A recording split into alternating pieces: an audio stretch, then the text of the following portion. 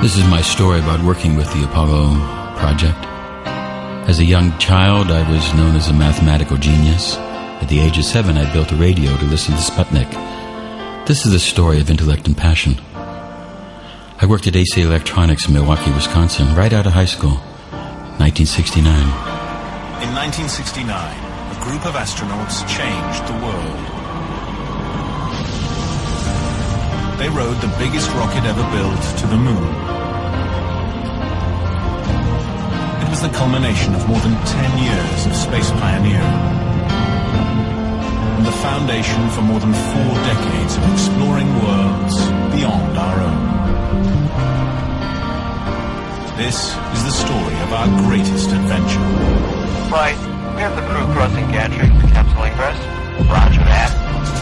Inspired by the late President Kennedy, in only 7 years, America has risen to the challenge of what he called the most hazardous and dangerous and greatest adventure on which man has ever embarked. After trailing the Russians for years with our manned space program, and after that sudden and horrible fire on the launch pad during a routine test that killed American astronauts Gus Grissom, Ed White, and Roger Chaffee, there were serious doubts that we could beat the Russians to the moon. The big good news came just a moment ago. Mission Control gave the spacecraft permission to go for the extravehicular activity, that is, for the walk on the moon far earlier than anticipated, 9 p.m. Eastern Daylight Time. There I was in 1969. Boy, look at those pictures. I was working as an electrical engineer, learning all I could, having fun and drinking beer.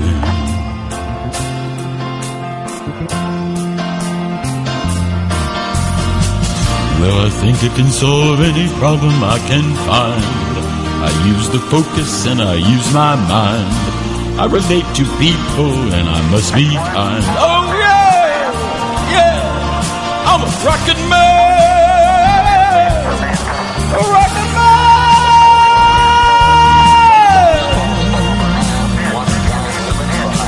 Yeah.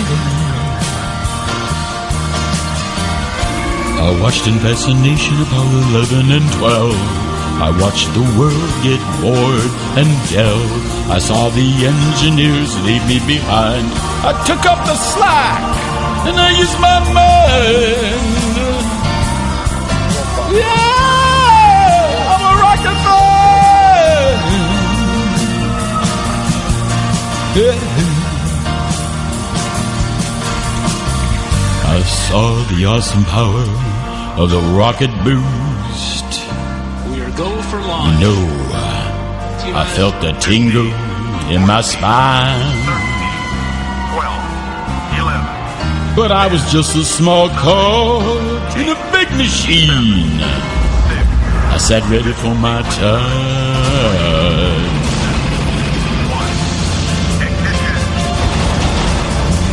I watched them fire that rocket into space.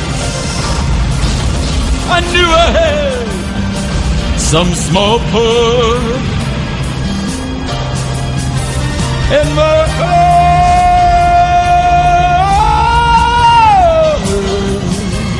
I knew I was a rocket man.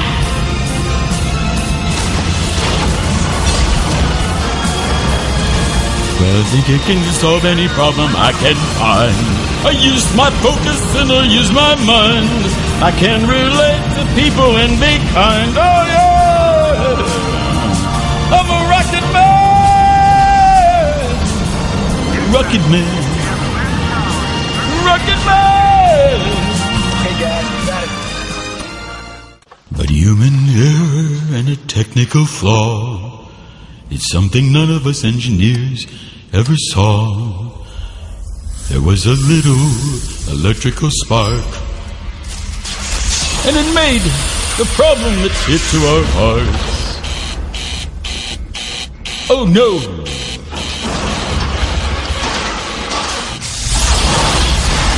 There's a problem here.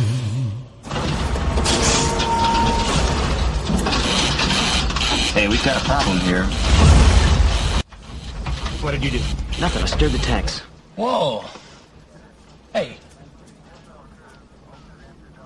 This is Houston.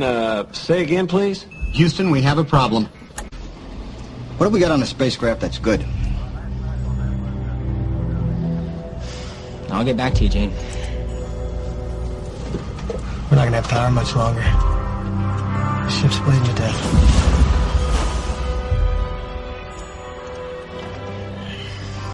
Ground control to Apollo 13. They are here. Turn them around, straight back. Ground control to Apollo 13. No, sir. We get them on a free return trajectory. It's the option with the fewest question marks for safety. I agree with Jerry. I worked on the beryllium navigation gyro. There were 2 gyros, one in the lunar landing module and one in the Apollo capsule. If we turned off the power in the capsule and used the LEM gyro to get back to Earth, then repower the Apollo gyro for re-entry.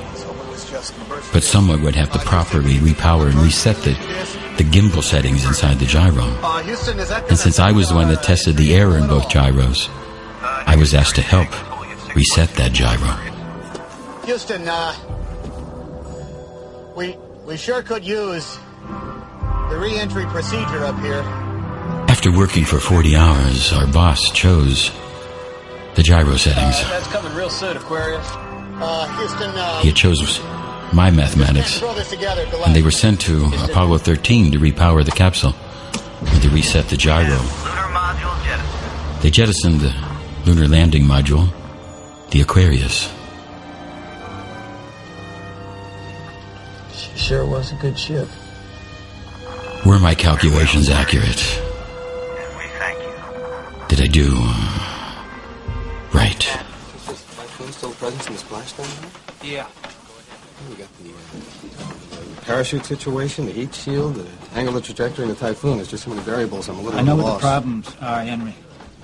This could be the worst disaster NASA's ever experienced. with all due respect, sir, I believe this is going to be our finest hour.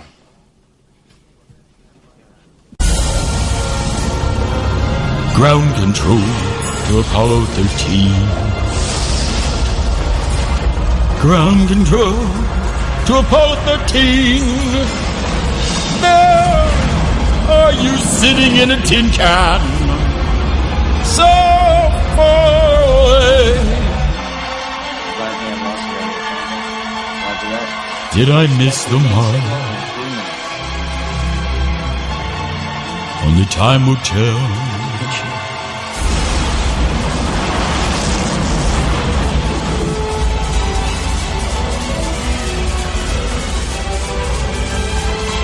Till now, it was just a mathematics problem.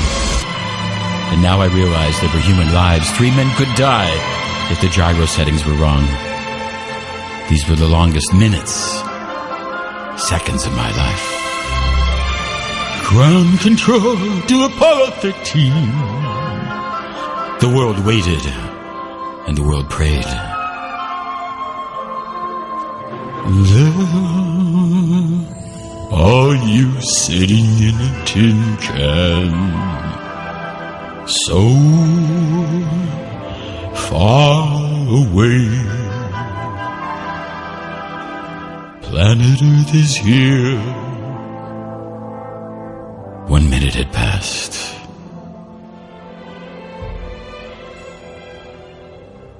Ground control to Apollo 13. No capsule had ever taken more than 3 minutes to recontact. No re-entry ship has ever taken longer than 3 minutes to emerge from blackout. This is the critical moment. Will the heat shield hold? Will the command module survive the intense heat of re-entry? If it doesn't, there'll only be silence. Perhaps never in human history has the entire world been united by such a global drama. In New York City, thousands of people have gathered to watch updates of the mission in Times Square. Many countries offered help, and the State Department said it would ask for it if it were needed. The House and Senate passed resolutions calling on the American people to pray tonight for the astronauts. In Rome, Pope Paul led 50,000 people in prayers for the safe return of the astronauts. In Jerusalem, prayers at the Wailing Wall.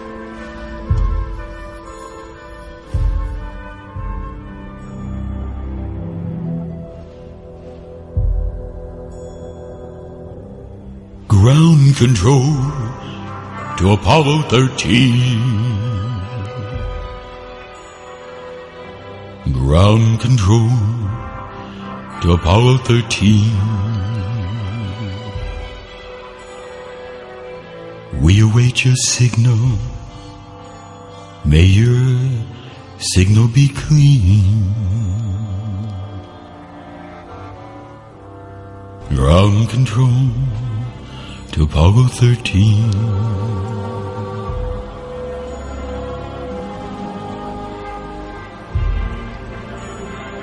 The world waited. 3 minutes passed.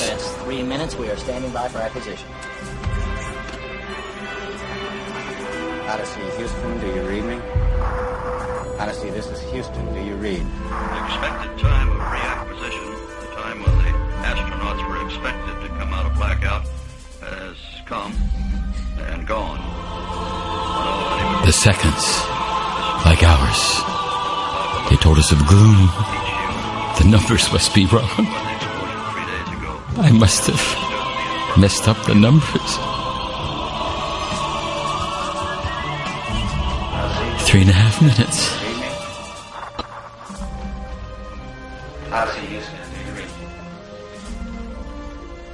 Ground control to Odyssey.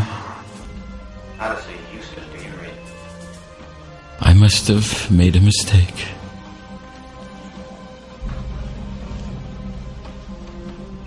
The pain. 4 minutes passed. 4 minutes had passed and the world believed they were dead. I believed they were dead. I believed I'd failed. I thought I could do it, but I failed. Odyssey, Houston, do you read?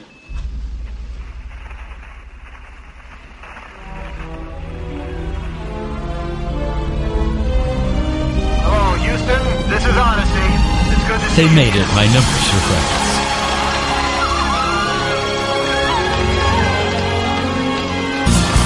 I'm a rocket man! Well, I know I can solve any problem I can find. I use the focus and I use my mind.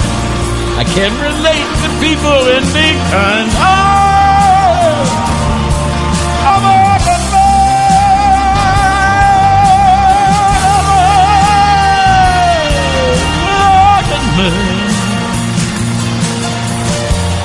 Oh yeah, I'm a rocket man.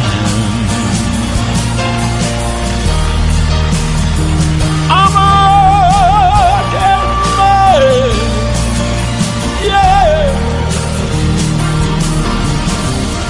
And I think I can solve any problem I find. I know I can use my mind. I relate to people and I can be kind. Hey, I'm a rocket man. I'm a rocket man. Rocket man. I'm a rocket man. Yeah. Oh, rocket man.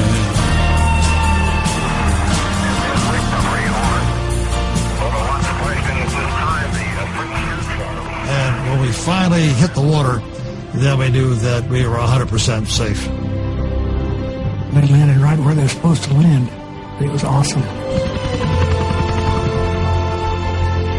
Later, the astronauts would thank us for the reset of the gyro.